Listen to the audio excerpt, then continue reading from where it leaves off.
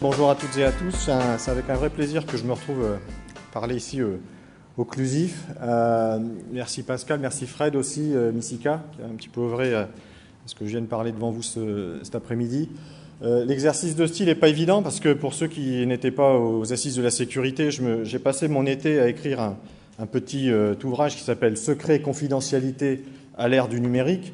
Et un mois plus tard, on me demande de faire complètement l'inverse, c'est-à-dire de vous parler non pas de protéger le secret et les données confidentielles, mais de parler justement de comment on divulgue de manière compulsive des données, qu'ils soient confidentielles ou pas, secrètes ou pas, c'est pas le sujet.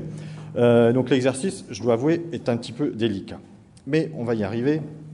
Je vais commencer par deux schémas. Le premier, qui est, pour dresser un petit peu le tableau, nous sommes tous confrontés à une sorte un peu de schizophrénie, d'ubiquité entre qui nous sommes, où nous sommes et quand nous sommes, au travail, dans la vie de tous les jours, à la maison, dans la rue ou dans un commerce. Sommes-nous un citoyen, parent, consommateur, salarié, etc. Et les sphères donc, que l'on appelle privées, publiques et professionnelles sont de plus en plus imbriquées. À une époque, on parlait beaucoup de télétravail. C'est bizarre, j'ai l'impression qu'on n'en parle plus beaucoup parce qu'on était encore au travail à la maison. Et aujourd'hui, on commence à nous dire que non, vous êtes encore à la maison quand vous êtes au travail. Donc tout cela fait évidemment des zones de tension, des zones d'incertitude, avec un nouvel acronyme qui se mêle au milieu de tout ça, le BIOD, le Bring Your Own Device, où on vous dit non seulement vous pouviez utiliser les outils professionnels à des fins personnelles, ce fameux droit résiduel, je ne parlerai pas d'aspect légaux, ça sera pour tout à l'heure, mais aujourd'hui on vous dit même vous pouvez venir au travail avec vos outils personnels et les utiliser. C'est pas encore très répandu, je sais qu'il y a beaucoup de réfractaires sur le sujet, mais il n'empêche que c'est quand même une tendance de fond qui a des relents purement pratiques, mais aussi des dimensions économiques non négligeables.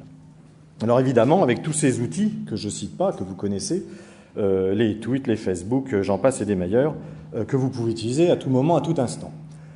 Autre paramètre fondamental, encore une fois une histoire de trois générations qui commencent à être... J'avais mis en guerre, et mes collègues m'ont dit « guerre, t'es un petit peu dur, c'est plutôt des conflits ». Je dis « d'accord ».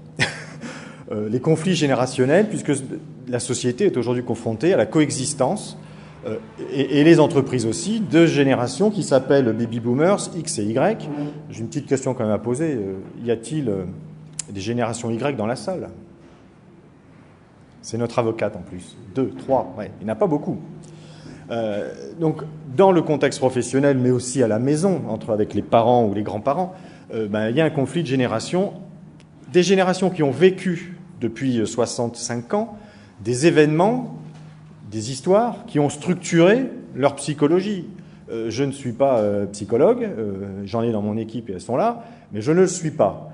Et pourtant, il faut que je vous en parle un petit peu. C'est vrai que mes parents, moi et mes enfants, on n'a pas tout à fait le même rapport au numérique, à Internet, le même rapport au secret, à la confidentialité et à l'information au sens large. Je ne m'étends pas. C'est une des difficultés à gérer aujourd'hui dans la gestion de l'information, que ce soit dans la vie de tous les jours comme dans la vie de la société, dans l'entreprise. Quel est le rapport que nous avons à l'usage des nouvelles technologies, des technologies de l'information, et en particulier à la gestion de l'information? Alors une fois que j'ai dit ça, pas dit grand-chose, mais c'est important quand même de le rappeler. Et quand on regarde le sujet qui est adressé cet après-midi, divulgation compulsive, alors Pascal en a cité quelques exemples, enfin points d'accroche. J'en ai retenu 3. Alors j'ai fait évidemment un petit Google avec divulgation. J'ai trouvé sur Wikipédia, il y en a 45 pages, pour ceux que ça intéresse, et c'est passionnant. Le thème de la divulgation sur Wikipédia, c'est vraiment très très bien fait, avec beaucoup d'exemples. Alors évidemment, on va jusqu'au secret défense, c'est sûr, mais il n'y a pas que ça. Pourquoi ? En fait, on a l'impression qu'on revisite Descartes et je pense donc je suis. On est plutôt aujourd'hui dans je communique donc j'existe. Je n'ai pas fait mon post sur mon blog favori, ma journée est foutue. Il faut que je sorte quelque chose, une information, quelle qu'elle soit, sur quelque sujet que ce soit. Mais aussi l'importance de savoir. Là, vous savez que Kadhafi est mort, ou presque. Bon, il y en avait qui ne le savaient pas. Moi, j'étais content de le raconter à tout le monde. Non, je plaisante, mais c'est vrai que c'est une information qui vaut le détour. L'importance de savoir et de le faire savoir. Plus vite que les autres, une sorte de défi. Et puis, comme le disait Pascal aussi, en relation avec l'addiction que l'on a, moi, par ma génération et par le temps que j'ai consacré un peu moins que mes enfants ou que mes parents, qui sont à la retraite, qui ont plus de temps que moi pour passer du temps sur Facebook, peut-être, mais il y a une sorte aussi d'emprisonnement dans le fait d'aller sur ces outils de communication, de sortir son portable, de faire un texto, même si on n'a rien à dire. De quoi et sur quoi? On voit ici qu'on rentre un petit peu aux confins de la morale. Est-ce qu'il est bien ou mal de dire ou de ne pas dire sur telle ou telle personne, sur telle ou telle information? Est-ce que c'est bien ou mal de faire savoir? Et en fait, quand vous étudiez, alors là c'est vraiment un focus sur la génération Y, quand vous étudiez un petit peu leur psychologie, ils ont, paraît-il, je me tourne vers les trois qui ont levé la main, un penchant de peu importe que l'information soit vraie ou fausse, que Kadhafi soit mort ou vivant, Kadhafi est mort. Bon, peu importe, il faut savoir que l'information existe, même si elle peut être contredite un quart d'heure plus tard. Et elle rigole. Donc sur tout et n'importe qui, du texte évidemment, mais de plus en plus, et on verra des exemples tout à l'heure, des images, du son, de la vidéo. L'enregistrement fortuit, petit exemple anecdotique, mais les téléphones, il y a quand même des sociétés qui aujourd'hui interdisent les téléphones dans les salles de réunion, dans certaines réunions. C'est la fuite bien organisée. Alors le comment, ce n'est pas seulement une question de travail ou de domicile, c'est une question de globalisation, d'ailleurs j'aurais pu le dire tout à l'heure, parce que le web permet de diffuser l'information à tout le monde, à tout instant et en tout lieu. Et puis surtout, dans le cadre de la mobilité, c'est que maintenant l'information elle arrive dans la poche sans qu'on ait à rentrer chez soi ou être au bureau. Donc voilà un petit peu le contexte général en 3 points, le pourquoi, le surquoi et le comment, qui nous amène à regarder sous la forme de quelques exemples, alors qui sont parfois un petit peu tirés par les cheveux, si je peux me permettre, au regard du sujet. Parce que c'est pas évident de trouver des exemples publics assez intéressants sur le sujet. J'ai commencé par Wikileaks, me dire qu'est-ce que ça vient faire là. Alors les 4 premiers exemples, parce qu'en fait derrière Wikileaks, il y a quand même du secret. Les secrets qui sont diffusés sur ce site ont quand même, a priori, à la base, un caractère secret. Les 4 premiers exemples essayent de faire un peu le lien entre ce qu'on a plutôt tendance d'adresser en tant que responsable sécurité, des actes dits de malveillance, avec de l'intrusion, du piratage, etc. Mais lorsqu'on mène ce genre d'opération, confère Greenpeace EDF qui est en train d'être jugé, c'est pas pour le divulguer à tout le monde. C'est évidemment pour le garder devers soi et puis en tirer un avantage. Là, dans ces 4 exemples, non.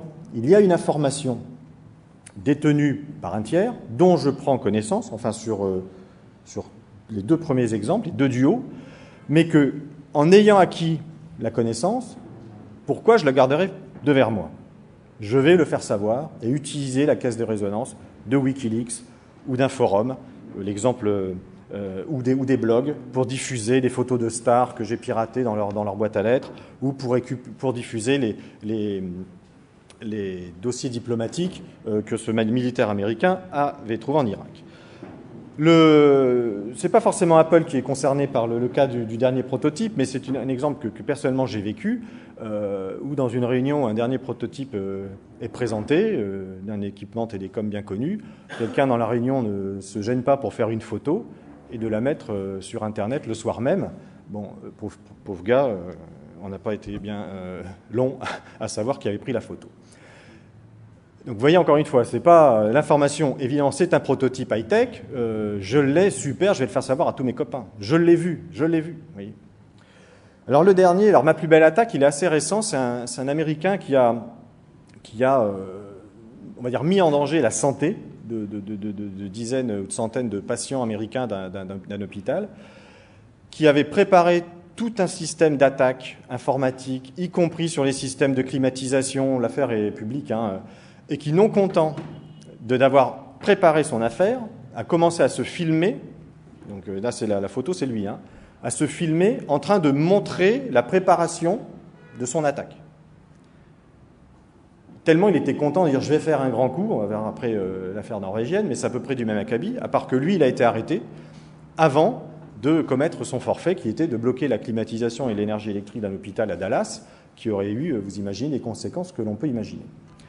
Donc je vais être le roi du monde, je suis en train de préparer le chaos à l'hôpital de Dallas.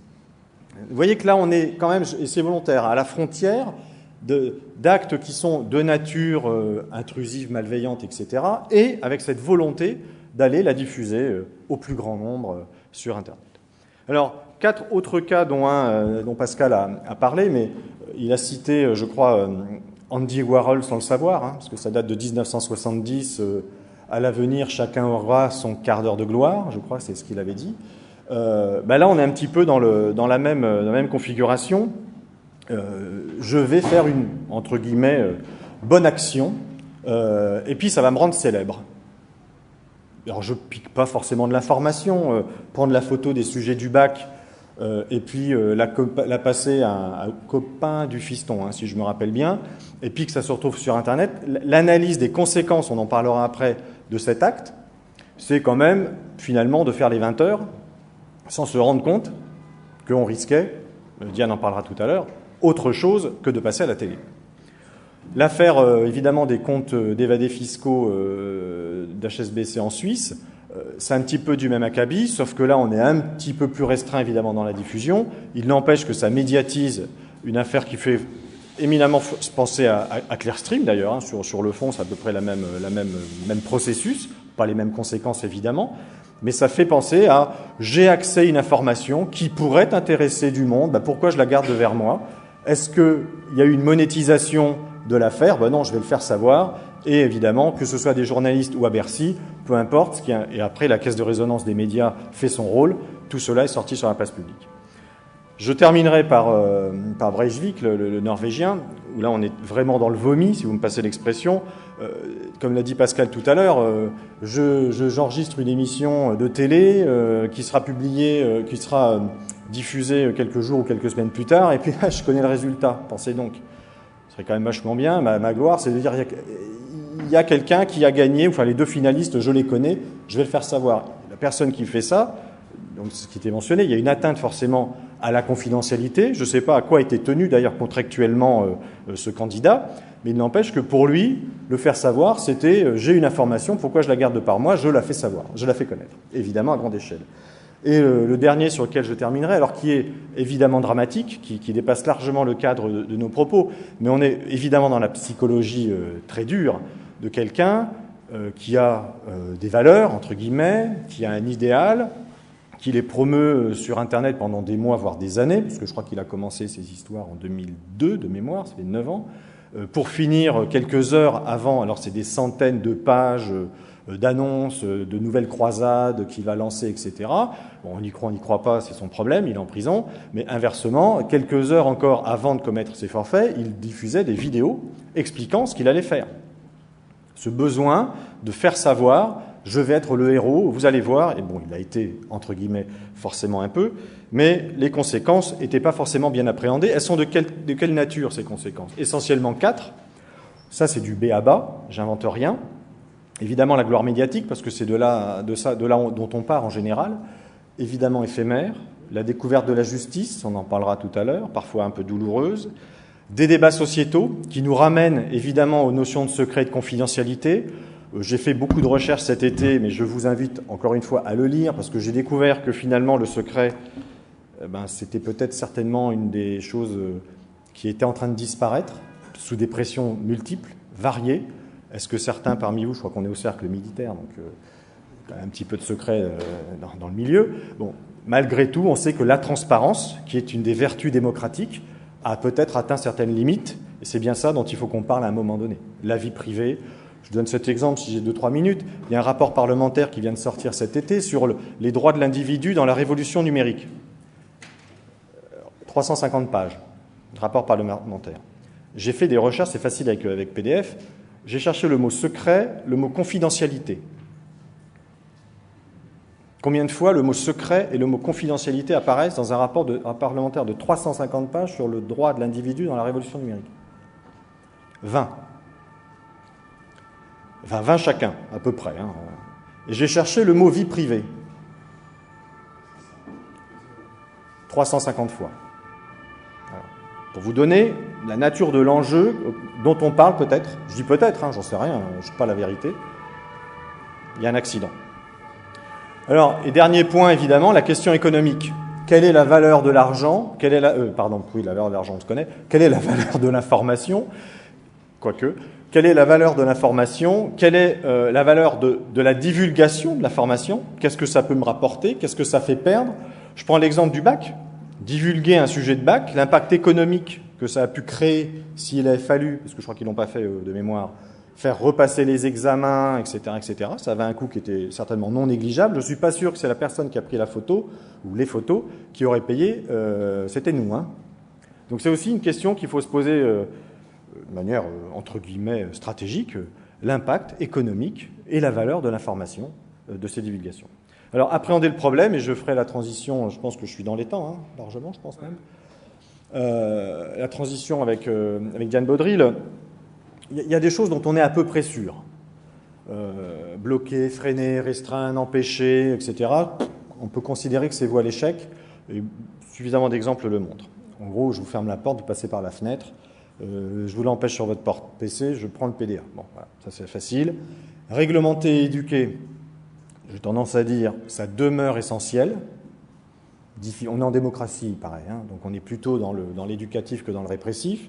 Et puis la réglementation, la liberté ne s'exerce que dans un cadre, c'est Tocqueville qui l'a dit il y a 300 ou 400 ans, on ne va pas lui enlever ça, ça reste une réalité. Donc définir un cadre, définir des règles de bonne conduite, une éthique de vie sur la gestion de l'information. Confucius, ne fais pas aux autres ce que tu n'aimerais pas qu'on te fasse. Tout bête, hein. On en est loin, hein. Contrôler, surveiller. Je dis clairement que c'est obligatoire. Hein, il est du devoir de l'organisme, l'employé, de contrôler l'usage qui est fait, et y compris les parents, hein, pas non plus voiler la face, il y a aussi la vie à la maison, mais ça restera de toute façon non suffisant et même intellectuellement non satisfaisant. Et puis, on peut se poser la question, alors en relation avec le contrôle et la surveillance, de la prévention. De la prévention, non pas profiling des comportements, mais de l'anticipation par de l'analyse des zones à risque, des personnels à risque, etc. La question est comment ? Et je ne sais pas si c'est vraiment les réponses que vous aurez avec Diane Baudry, mais c'est la question sur laquelle je terminerai tout simplement en disant il n'y a pas que l'éducation et la réglementation, il n'y a pas que le contrôle et la surveillance, il y a aussi une forme de prévention de ce type de comportement auquel il faut réfléchir et auquel nous pouvons évidemment essayer d'apporter des réponses.